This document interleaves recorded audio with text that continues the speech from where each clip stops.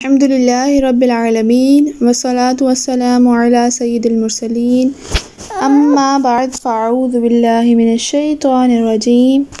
بسم اللہ الرحمن الرحیم۔ حضرت ابو ہریرہ رضی اللہ تعالیٰ عنہ سے روایت ہے، سرکار دو عالم صلی اللہ تعالیٰ علیہ وآلہ وسلم نے ارشاد فرمایا، مجھ پر کثرت سے درود پڑھو کیونکہ تمہارا مجھ پر درود پڑھنا تمہارے لیے پاکیزگی کا ذریعہ ہے۔ صلو علی الحبیب صلی اللہ تعالی علی محمد صلی اللہ علیہ وآلہ وسلم۔ الحمدللہ آج ہمارے درس قرآن کا آغاز سورہ البقرہ آیت نمبر 142 اور پارہ نمبر 2 سے ہوگا۔ چلیے اپنے سبق کا آغاز کرتے ہیں۔ اللہ تعالیٰ اس آیت میں ارشاد فرماتے ہیں، سَيَقُولُ السُّفَهَاءُ مِنَ النَّاسِ مَا وَلَّاهُمْ عَنْ قِبْلَتِهِمُ الَّتِي كَانُوا عَلَيْهَا قُلْ لِلَّهِ الْمَشْرِقُ وَالْمَغْرِبُ يَهْدِي مَن يَشَاءُ إِلَى صِرَاطٍ مُّسْتَقِيمٍ۔ ترجمہ، اب بے وقوف لوگ کہیں گے، ان مسلمانوں کو ان کے اس قبلے سے کس نے پھیر دیا جس پر یہ پہلے تھے؟ تم فرما دو، مشرق اور مغرب سب اللہ ہی کا ہے، وہ جسے چاہتا ہے سیدھے راستے کی طرف ہدایت دیتا ہے۔ اس آیت کے شان نزول کے بارے میں مفسرین کا ایک قول ہے کہ یہ آیت یہودیوں کے بارے میں نازل ہوئی کہ جب بیت المقدس کی جگہ خانہ کعبہ کو قبلہ بنایا گیا تو اس پر انہوں نے اعتراض کیا۔ کیونکہ یہ تبدیلی ان کے لیے ناگوار تھی۔ دوسرا قول اس آیت کے متعلق یہ ہے کہ یہ آیت مکہ کے مشرکین کے بارے میں نازل ہوئی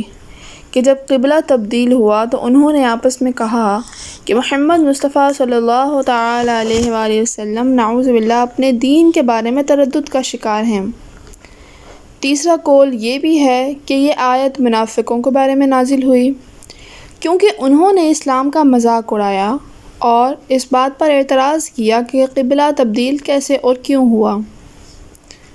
چوتھا قول یہ ہے کہ یہ آیت مشرکین، منافقین اور یہودی تینوں کے بارے میں بھی ہو سکتی ہے، کیونکہ قبلہ کی تبدیلی کے لیے یہ تینوں ہی گروہ اعتراض کرنے میں شریک تھے۔ اس آیت میں غیب کی خبر کا بھی ہمیں علم ہوا کہ پہلے سے فرما دیا گیا تھا کہ بے وقوف اور جاہل لوگ قبلہ کی تبدیلی پر اعتراض کریں گے، چنانچہ ویسا ہی واقعہ ہوا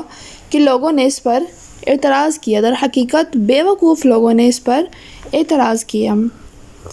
اسی لیے اس آیت کا جز السفہاء من الناس یعنی بے وقوف لوگ، ایسے لوگوں کو جو کہ قبلہ کی تبدیلی پر اعتراض کرتے تھے، ان لوگوں کو بے وقوف کہا گیا۔ اور بے وقوف اس لیے انہیں کہا گیا کہ وہ ایک واضح بات پر اعتراض کر رہے تھے کیونکہ سابقہ انبیاء علیہ السلام نے نبی آخر زمان صلی اللہ تعالیٰ علیہ وآلہ وسلم کے خصائص میں آپ کا لقب ذو القبلتین یعنی دو قبلوں والا ہونا ذکر فرما دیا تھا، اور قبلہ کی تبدیلی تو اس بات کی واضح دلیل تھی کہ یہ وہی نبی ہیں، سچے نبی ہیں جن کی پہلے انبیاء کرام نے تصدیق کی، ان کی خبر دیتے آئے۔ تو صداقت کی دلیل کو تسلیم کرنے کی بجائے اسی پر اعتراض کرنا حماقت ہی تو ہے، اسی لیے ایسے لوگوں کو اس آیت میں بے وقوف کہا گیا ہے۔ اس آیت سے ہمیں یہ بھی معلوم ہوتا ہے کہ جو شخص دینی مسائل کی حکمتوں کو نہ سمجھ سکے اور ان پر بے جا اعتراض کرے وہ احمق اور بے وقوف کہلاتا ہے، خواہ وہ اپنی دنیاوی زندگی میں کتنا ہی چالاک کیوں نہ ہو، لیکن اگر وہ دین کے مسائل کو سمجھنے، ان کی حکمتوں کو سمجھنے کی بجائے ان پر اعتراض کرنے لگے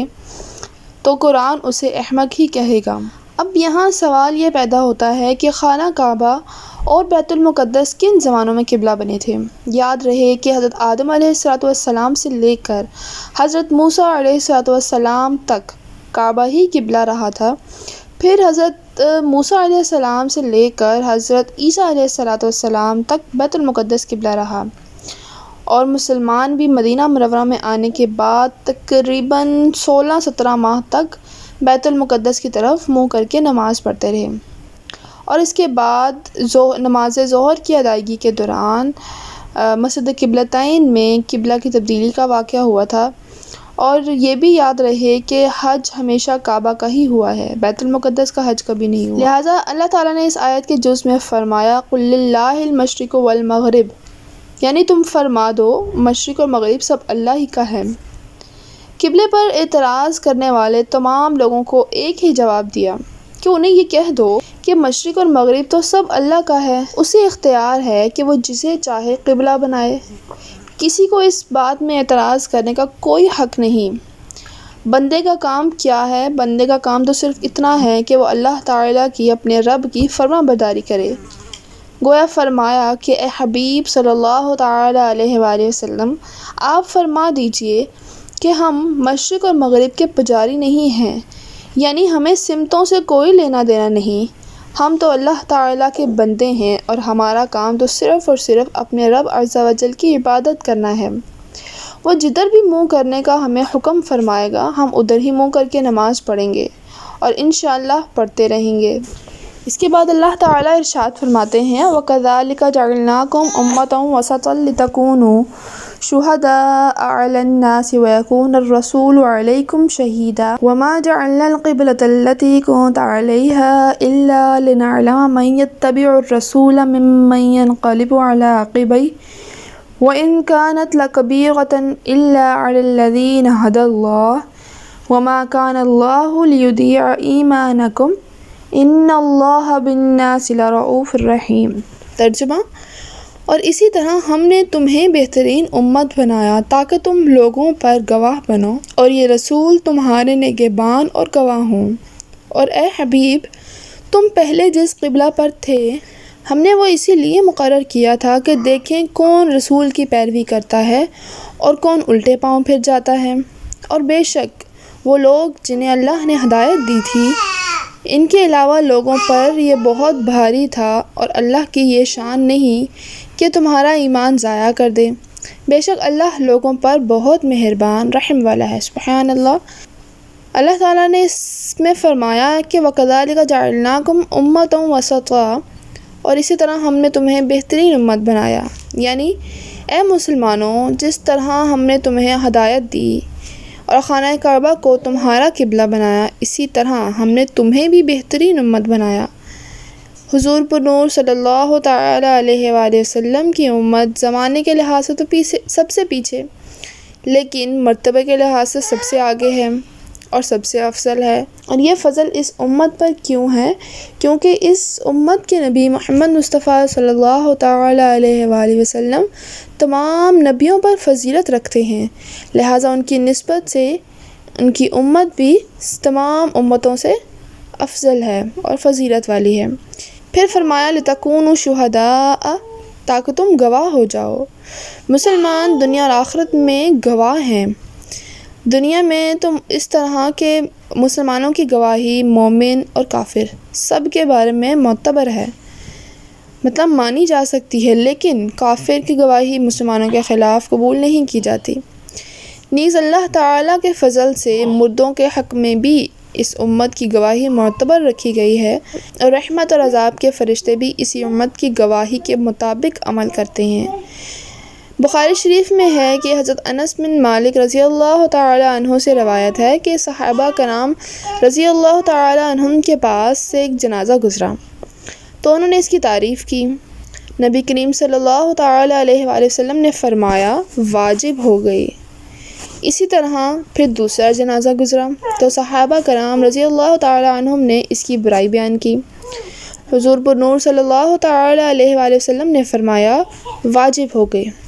حضرت عمر فاروق رضی اللہ تعالیٰ عنہ نے دریافت کیا یا رسول اللہ صلی اللہ تعالیٰ علیہ وآلہ وسلم کیا چیز واجب ہو گئی؟ ارشاد فرمایا پہلے جنازے کی تم نے تعریف کی، اس کے لیے جنت واجب ہو گئی، سبحان اللہ،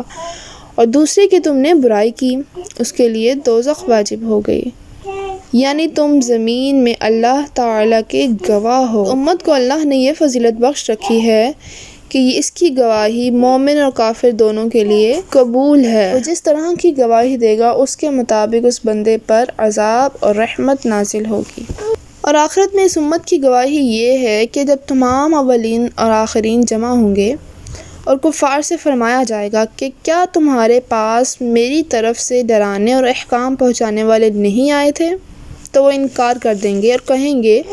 کہ یا اللہ کوئی نہیں آیا تھا۔ حضرات انبیاء علیہم السلام سے دریافت فرمایا جائے گا تو وہ عرض کریں گے کہ یہ تو لوگ جھوٹے ہیں،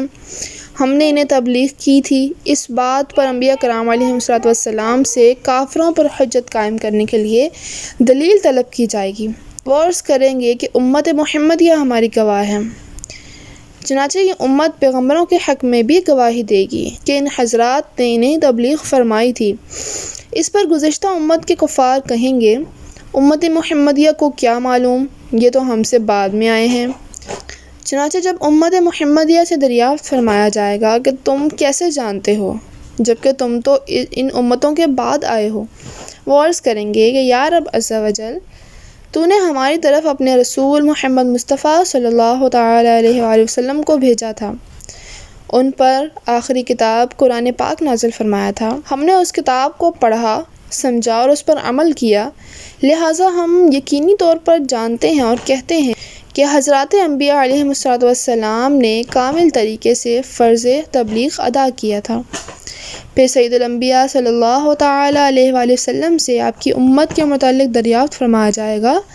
تو حضور بنور صلی اللہ تعالیٰ علیہ وآلہ وسلم ان کی تصدیق فرمائیں گے۔ اسی لیے اس آیت میں اللہ نے فرمایا ہے کہ تم لوگوں پر گواہ بنو اور یہ رسول تمہارے گواہ ہوں، یعنی کہ امت نے انبیاء کرام علیہم السلام کی گواہی دی اور پھر حضور اکرم صلی اللہ تعالیٰ علیہ وآلہ وسلم نے امت کی گواہی دی، یعنی وہ امت کے گواہ بنے۔ سبحان اللہ۔ اچھا، زبان کی احتیاط نہ کرنے کا نقصان کیا ہوتا ہے؟ یہاں یہ بات یاد رہے کہ تمام گواہیاں امت کے صالحین اور اہل صدق حضرات کے ساتھ خاص ہیں، یعنی ایسا نہیں ہے کہ کوئی بھی انسان اٹھ کے گواہی دے دے تو اس کی گواہی قبول ہو جائے گی، بلکہ گواہی صرف ان مسلمان حضرات کی قبول ہوگی جو کہ نیک حضرات ہیں، ان کے دین اور دنیا کے معاملات سیدھے ہیں، صرف اور صرف انہی کی گواہی قبول ہوگی۔ اس کے برعکس جو لوگ زبان کی احتیاط نہیں کرتے اور بے جا خلاف شرع کلمات اور ان کی زبان سے نکلتے ہیں اور ناحق لعن طعن کرتے ہیں، صحیح حدیثوں کے مطابق روز قیامت نہ وہ شفاعت کریں گے اور نہ ہی وہ گواہ بنیں گے۔ حضور بنور صلی اللہ تعالیٰ علیہ وآلہ وسلم کی گواہی یہ ہے کہ آپ ہر ایک کے دینی رتبے اور اس کے دین کی حقیقت پر مطلع ہیں، یعنی آپ صلی اللہ علیہ وآلہ وسلم اس چیز سے واقف ہیں جو کسی کا دینی رتبہ بڑھنے میں رکاوٹ ہے۔ آپ صلی اللہ تعالیٰ علیہ وآلہ وسلم کو لوگوں کے گناہ بھی معلوم ہیں، آپ ان کے ایمان کی حقیقت، ان کے اعمال، ان کی نیکیاں، برائیاں یا اخلاص و نفاق وغیرہ کو اپنے نور حق سے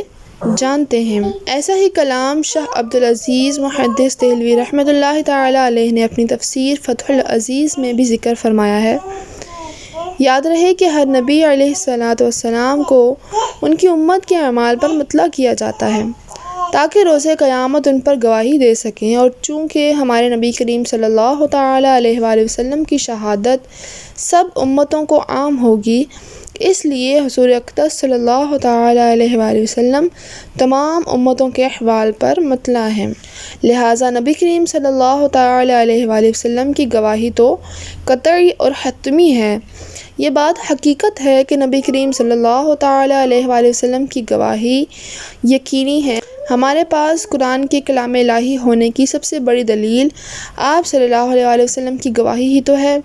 اور جیسے یہ گواہی قطعی طور پر مقبول ہے، اسی طرح حضور اکرم صلی اللہ تعالیٰ علیہ وآلہ وسلم کی گواہی بھی دنیا میں اپنی امت کے حق میں مقبول ہے۔ لہٰذا حضور سید المرسلین صلی اللہ تعالیٰ علیہ وآلہ وسلم نے اپنے زمانے کے حاضرین کے متعلق جو کچھ بھی فرمایا، مثلاً صحابہ کرام، ازواج مطہرات اور اہل بیت کرام رضی اللہ تعالیٰ عنہم کے فضائل، یا غیر موجود لوگوں جیسے حضرت اویس کرنی یا بعد والوں کے لیے جیسے امام مہدی وغیرہ کے لیے جو کچھ بھی فرمایا، ان سب کو ہمارے لیے تسلیم کرنا لازم ہے۔ قبلہ کی تبدیلی کی ایک یہ حکمت بھی ارشاد ہوئی کہ اس سے مومن اور کافر میں فرق پتہ چل جائے گا کہ کون آپ صلی اللہ تعالیٰ علیہ وآلہ وسلم کے حکم پر قبلہ تبدیل کرتا ہے اور کون آپ کی نافرمانی کرتا ہے۔ چنانچہ قبلہ کی تبدیلی پر بہت سے کمزور ایمان والے ایسے تھے جو اسلام سے پھر گئے۔ منافقین نے اسلام پر اعتراض کرنے شروع کیے،